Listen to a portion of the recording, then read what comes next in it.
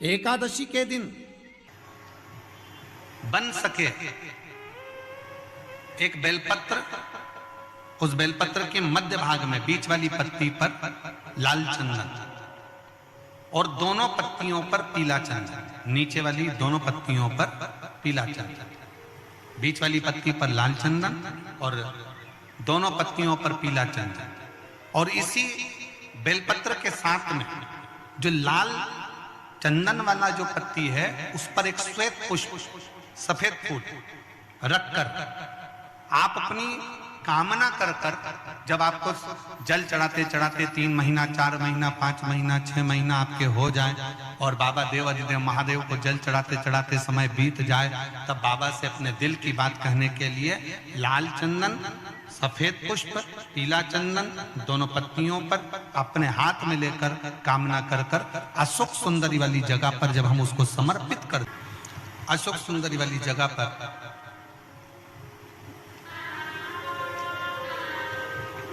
ये शिवलिंग जलाधारी और उसके सामने का जो भाग है उसके मध्य भाग में अशोक सुंदरी का स्थान। बस इसी स्थान पर बेलपत्र और श्वेत पुष्प, बीच वाली पत्ती पर लाल चंदन, आसपास की पत्तियों पर पीला चंदन और वो शिवलिंग की सम्मुख में जो अशोक सुंदरी का स्थान है वहां समर्पित कर। उस स्थान ये रोज नहीं करना, फिर ध्यान देना, कभी कभी 4-6 महीने निकल जाएं, 8 महीने निकल जाएं, 3 महीने निकल जाएं, 5 महीने निकल जाएं उस स्थान, और ये हमने एक बार नहीं बताया, इसको पहले भी वर्णन कर सकते। एकादशी के दिन गंगा के जल में मात्र 7 बेलपत्री डालकर जो नंदीश्वर भगवान अर्थात जो शंकर जी के शिवलिंग के सामने नंदी होता है, उस नंदी के चरण पर गंगा का जल चढ़ाकर बेलपत्री शिव पर समर्पित कर देता है, उसके घर में रुपया रुकना चालू हो जाता है। फिर वो गलत जगह पर नहीं जाता, गलत स्थान पर वो धन जाएगा ही नहीं। बेटा अगर व्यसन में पड़ा हुआ है, मदिरा पान में पड़ा हुआ है, मांसाहार में, जुए आदि में जा रहा है, तुम्हें लग रहा है कि मेरा बेटा गलत मार्ग पर जा रहा है, ये मित्र दोस्ती गलत हो रही है, वो सही जगह पर आ जाए तो हो रही है। 30,000 रुपये महीना, 40,000 रुपये महीना कमा कर लेकर भी आ रहे हो, कमाई तो आपकी हो रही है। 30-40 हज़ार रुपये महीना आप कमा रहे हो, 50,000 रुपये महीना, 1 लाख 2 लाख 4 लाख रुपये आप कमा भी रहे हो, पर आया और चला गया, उसका क्या करोगे?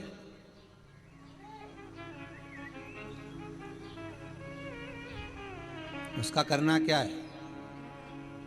बहुत सुंदर संवाद है, ध्यान दीजिएगा। जिसके घर में कमाने वाले 2-4 हैं, पैसा तो आ रहा है और घर में टिक नहीं रहा, डॉक्टर में, पुलिस में, एक्सीडेंट आदि में, कहीं गलत जगह पर व्यसन में अगर पैसा जा रहा है, जुए में, मांसाहार, मदिरा पान, या कहीं आया पैसा, पैसा आने में कमी नहीं, आ रहा है पर टिक नहीं रहा, रुक नहीं रहा, कोई मांगने आ गया, दे दिया, फिर वहां से अपने पास नहीं आ रहा, अपन कह रहे हैं भैया हमारा पैसा लौटा दो, नहीं आ रहा।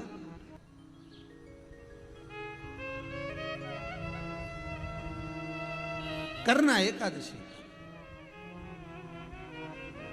कई लोग इसको धन के लिए भी करते हैं, संपदा के लिए, संपदा के लिए अर्थात जिसका व्यापार नहीं चलता, जिसके घर में पैसा नहीं आता, या नौकरी नहीं लग रही, या सर्विस नहीं लग रही, आप अप्लाई कर रहे हो, जगह जगह जाकर इंटरव्यू भी दे रहे हो और पैसा नहीं आता, तो उसके लिए भी प्रयास किया जाता है। पर उसके लिए यहाँ पर जो धन के लिए करते हैं, उसके लिए विष्णुपदी के लिए करते हैं। मतलब जैसे गंगा के जल में तुलसी के 11 पत्ते डाले जाते हैं।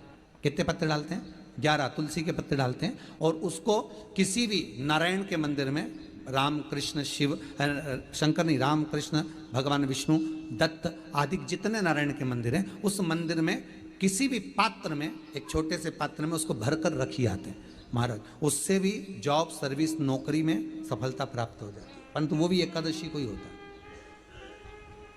कुछ देर तक पात्र को रखा जाता है, फिर वही पात्र का जल किसी भी वृक्ष के नीचे डाल दिया जाता है, उससे भी नौकरी के लिए फायदा मिलता है। गंगा का जल कोई साधारण नहीं। पैसा धन ज्यादा आने लगे तो पत्नी को कहना चाहिए कि देखो थोड़ा बहुत मेरा मन है शिव महापुराण की कथा हो जाए या फिर कहीं सत्कर्म में लग जाए, कहीं ब्राह्मण भोज, साधु भोज, सन्यासी भोज, गुरुजन में, संत जन में, साधु जन में, तपस्वी जन में कहीं लग जाए। ये धर्म पत्नी, जहां धर्म जुड़ा हुआ हो वो धर्म पत्नी। महाराज, कुछ तिथियां होती हैं जिन तिथियों में अगर आप रोज गंगा का जल शंकर को नहीं चढ़ा सकते तो शिव महापुराण कथा कहती है, स्कंद पुराण कहती है, विष्णु पुराण कहती है, गर्ग संहिता कहती है, गीता पुरुष गोरखपुर का कल्याण का गंगा अंक कहता है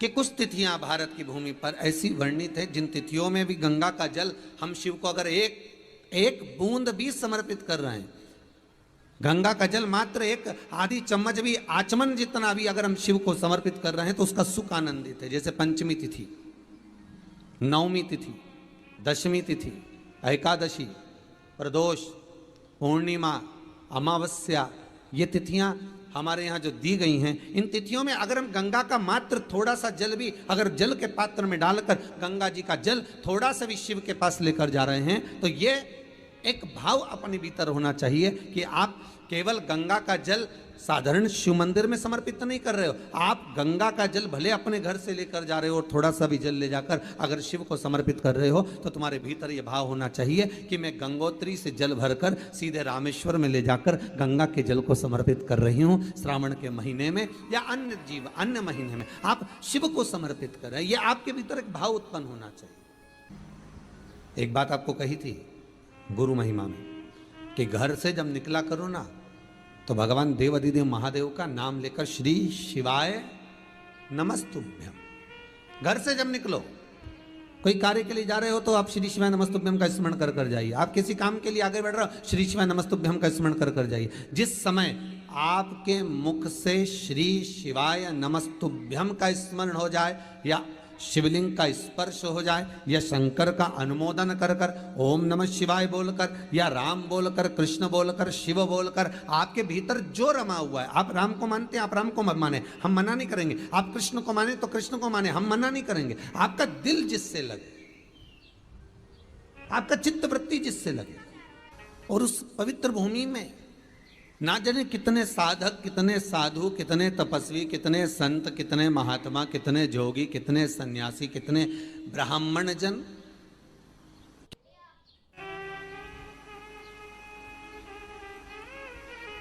पवित्र भूमि,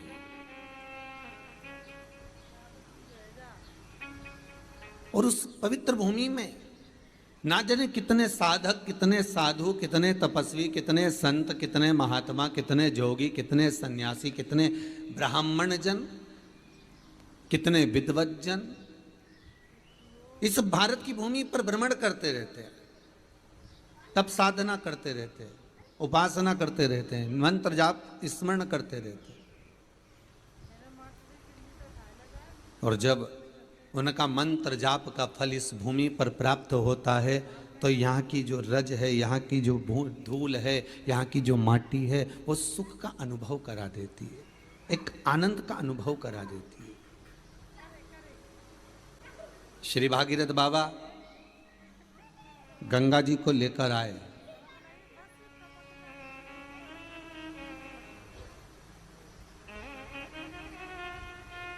भागीरथ बाबा तो गंगा जी को लेकर आए 60,000 काकाओं के उद्धार के लिए, और वो गंगा भी बहती हुई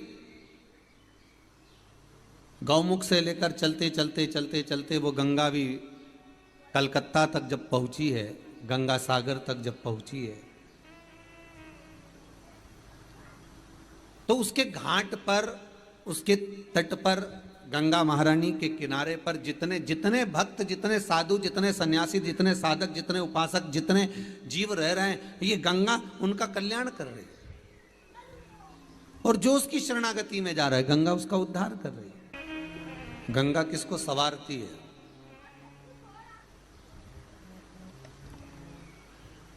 किसी ने कहा कि प्राण छूटे और गंगा जी में ले जाकर अस्थियों को छोड़ दो तो गंगा मोक्ष देती है। हे विष्णु पुराण में, गर्ग संहिता में, देवी भागवत में, शिव महापुराण में, स्कंद पुराण में लेख लिखे हैं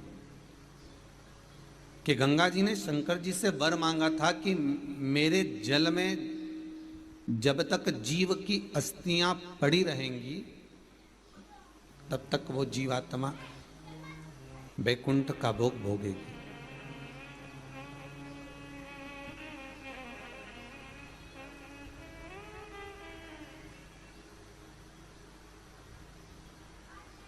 पर गंगा जी ने एक बात और कही है, शिव महापुराण में आपने श्रवण करा ना करा, पर एक बात और गंगा जी कह रही हैं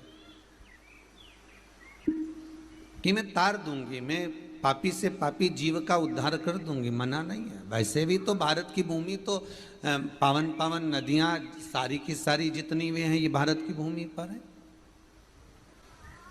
ये भारत माता पर विराजमान, सारे के सारे पावन तीर्थ इस भारत की भूमि पर विराजमान है।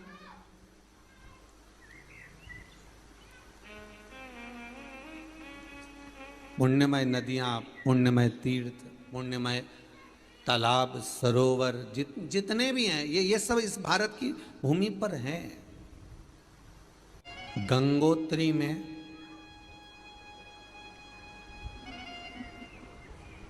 आप लोग गए होंगे, कई लोग गंगोत्री, बद्रीनाथ के जो 4 धाम हैं,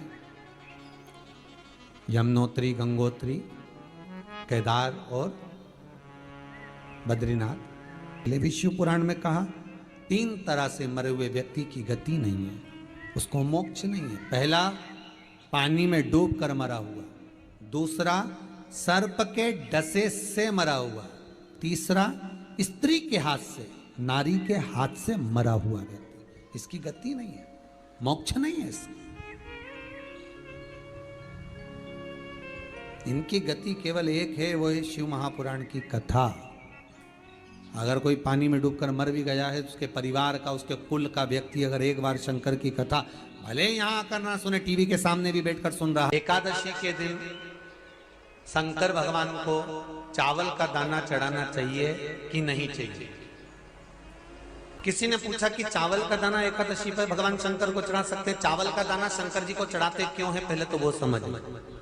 बेलपत्री का तो महत्व आपको बार बार बताया कि बेलपत्री शिव जी को क्यों चढ़ाई जाती है, कहीं रोग के लिए, कहीं बीमारी के लिए, कहीं किस कार्य के लिए, कहीं कोई कार्य के लिए, कहीं कोई कार्य के लिए। चावल का दाना अगर हम शंकर भगवान को चढ़ा रहे हैं तो क्यों चढ़ा रहे हैं, उसका कारण क्या है? चावल का दाना शिव को चढ़ाने का केवल एक कारण रहता है कि चावल को अक्षत कहते हैं।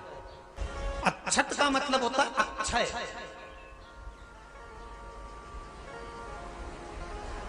अभी हमारे यहां एक तिथि आने वाली है, अक्षय तृतीया।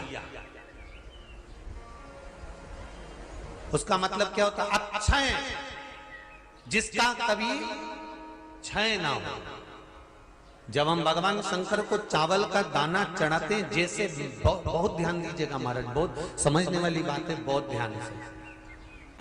चावल का दाना हमारे मस्तक पर तिलक करने के बाद पंडित जी क्यों लगाते हैं कि भगवान जैसा समय आज चल रहा है, आप पूजन कर रहे हो, पाठ कर रहे हो, दान कर रहे हो, पुण्य कर रहे हो, सत्कर्म कर रहे हो, भजन कर रहे हो, मेरा देव अधिदेव महादेव, मेरा नारायण, मेरा सत्यनारायण भगवान, मेरा राम जी, मेरा विष्णु जी, मेरा भागवत मैया, मेरी रामायण मैया, ब्राह्मण मस्तक पर तिलक लगाने के बाद चावल इसलिए लगाता है कि जैसा समय आज चल रहा है, भगवान तुमको ऐसा ही समय बनाकर रखे और तुम ऐसे ही 4 चांद लगाते रहो, दान पुण्य संकीर्तन करते रहो, इसलिए मस्तक पर चावल का दाना लगाया जाए।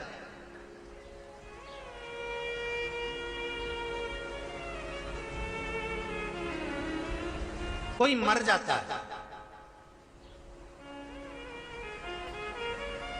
मरने के बाद जब तक पगड़ी नहीं होती तब तक माथे पर तिलक,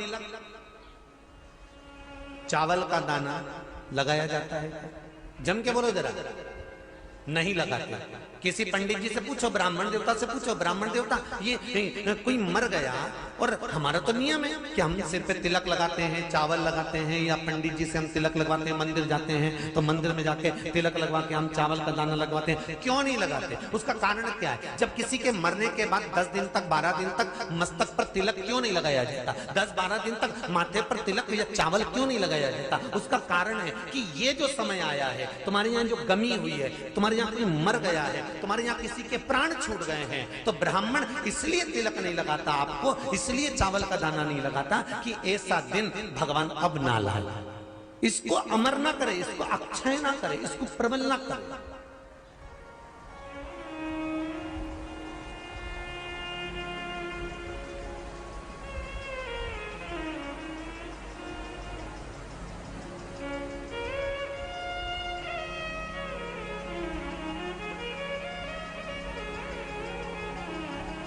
और जब चावल का दाना, तो यहां शिव महापुराण की कथा करी, चावल का दाना हम शिव जी को क्यों चढ़ाते हैं, भगवान को क्यों समर्पित करते हैं, भगवान की पूजन में अक्षत क्यों समर्पित करते हैं, चावल क्यों समर्पित करते हैं, उसका कारण क्या है। तो कहा आज मैंने जब चावल का दाना आपको समर्पित करा है, जिस भाव से, जिस विश्वास से, जिस श्रद्धा से, जिस मन से मैं आपको रिझा रही हूं, हे भोलेनाथ मेरी ये मनोकामना पूर्ण कर, इसको अक्षय कर देना, इसको अमर कर देना, बस इतनी कृपा आप कर।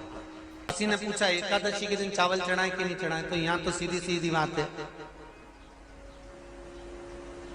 बीमारी देखकर थोड़ी ना आती है कि नवरात्र चल रहे हैं कि सावन का सोमवार चल रहा है।